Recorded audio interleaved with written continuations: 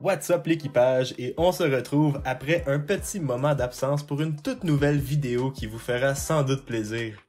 Dans cette vidéo, je vous dévoilerai mes prédictions en lien avec les primes de tous les seconds d'équipage dont nous ne connaissons pas encore le montant à ce jour. Oda a dévoilé les primes de Marco, Katakuri, King ainsi que Sabo. Cependant, les seconds d'équipage de Barbe Noire, Shanks et Roger n'ont jamais vu leur prime révélée après plus de 1000 épisodes. Pour ce qui concerne l'équipage de Barbe Noire, je considère davantage Shiryu comme second que Burgess. Premièrement, Shiryu est beaucoup plus puissant que ce dernier, et selon cette image, sur laquelle Oda a rassemblé tous les seconds d'équipage, c'est bel et bien Shiryu qui représente les pirates de Barbe Noire.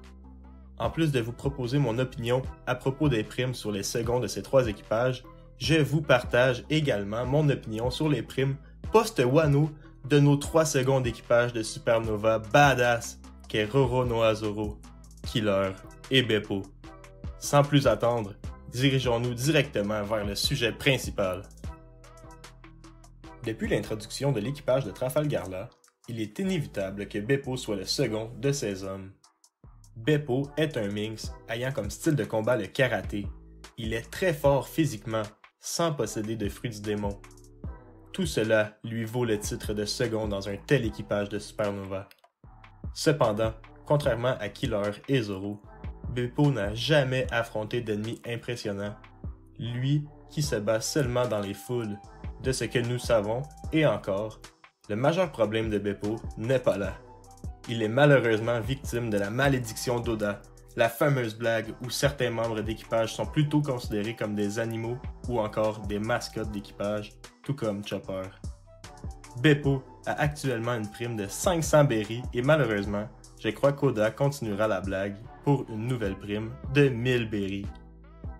Par contre, s'il devait avoir une prime au potentiel de sa hauteur post-Wano, je lui donnerais une prime de 380 millions de berries, soit quelque peu juste en dessous de celle de Pedro, qui était un minx hors pair à la prime de 382 millions de berries. N'oublions pas qu'il peut se transformer en Sulong à la pleine lune. Killer est un rival de Roronoa Zoro depuis Shabondi, car ils sont tous deux les seconds d'équipage, les plus puissants des Supernovas, ce qui porte à croire qu'ils sont semblables en termes de force. Il a même confirmé pendant le petit affrontement avec Zoro, qui a gravement été blessé d'ailleurs, qu'il aurait gagné haut la main avec ses Punishers.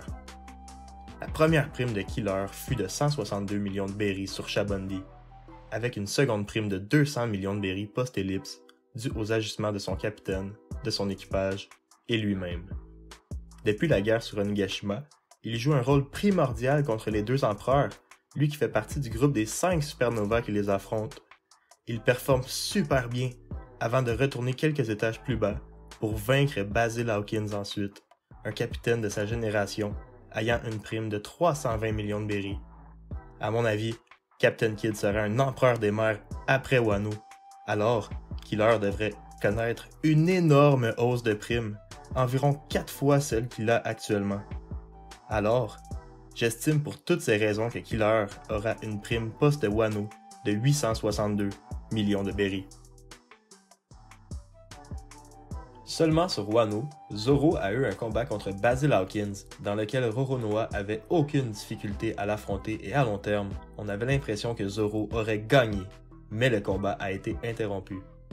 Ensuite, combat contre Killer que Zoro remporte, ainsi qu'une altercation avec Denjiro, le samouraï le plus puissant des fourreaux rouges. Peu après, il acquiert Enma, l'épée légendaire d'Oden. Un power-up incroyable, totalement à la hauteur de Roronoa. Dans la guerre d'Onigashima, il fait également partie du groupe des 5 supernovas contre les deux empereurs, et il performe à merveille, en laissant une grosse blessure à Kaido. Suite à ses exploits, il affronte King et il le vainc, lui qui a quand même une prime de 1,390 milliard de berries. De plus, il vient de débloquer le Haki des rois à son tour, comme Luffy et Kid. Non mais c'est incroyable. Ses origines seront sans doute révélées d'ici la fin de l'arc également.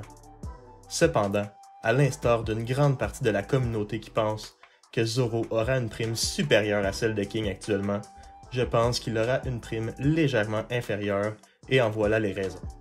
Kaido est un empereur des mers depuis des décennies déjà, et King est son tout premier compagnon.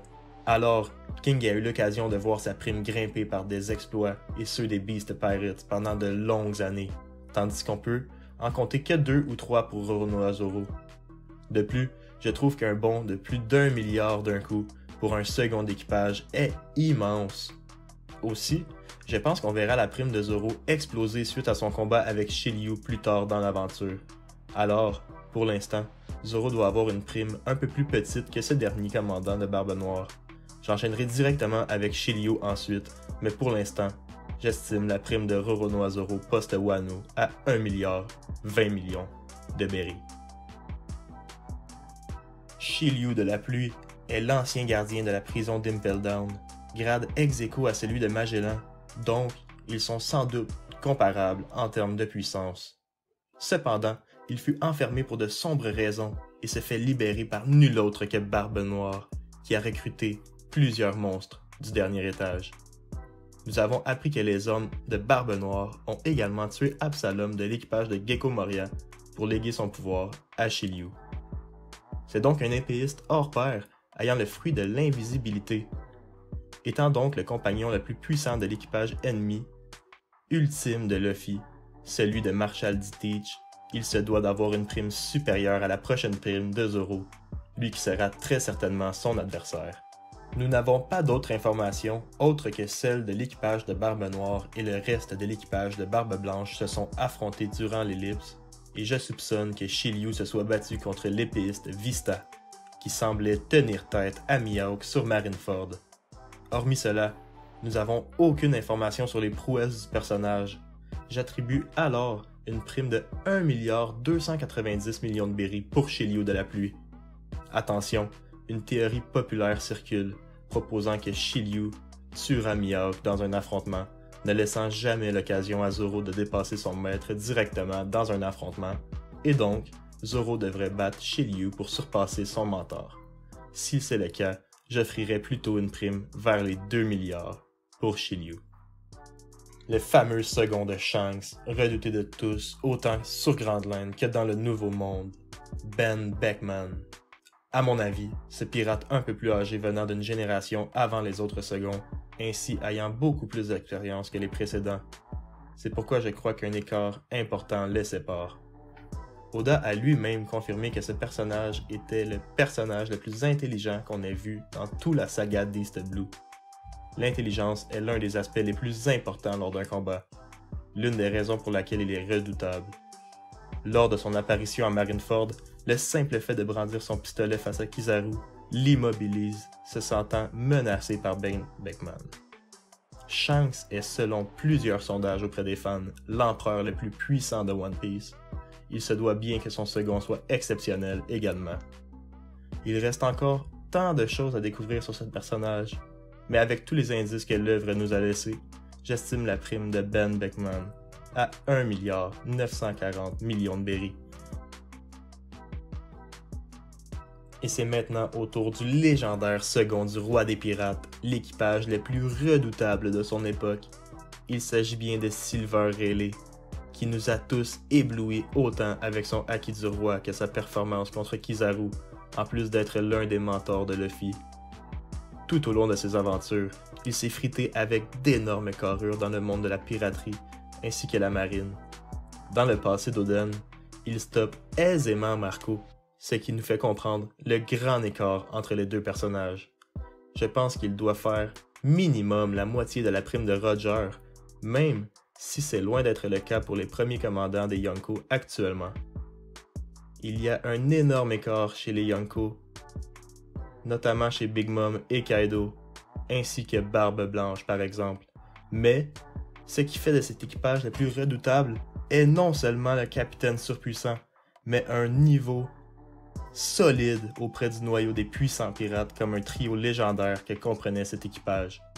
Avec tous ces indices, ainsi que la menace qu'il a représentée pendant de longues années auprès du gouvernement et encore aujourd'hui, lui qui permet à des équipages recrues de traverser sous Redline vers le Nouveau Monde, j'aimerais voir sa prime très près des 3 milliards, soit 2 milliards 978 millions de berries.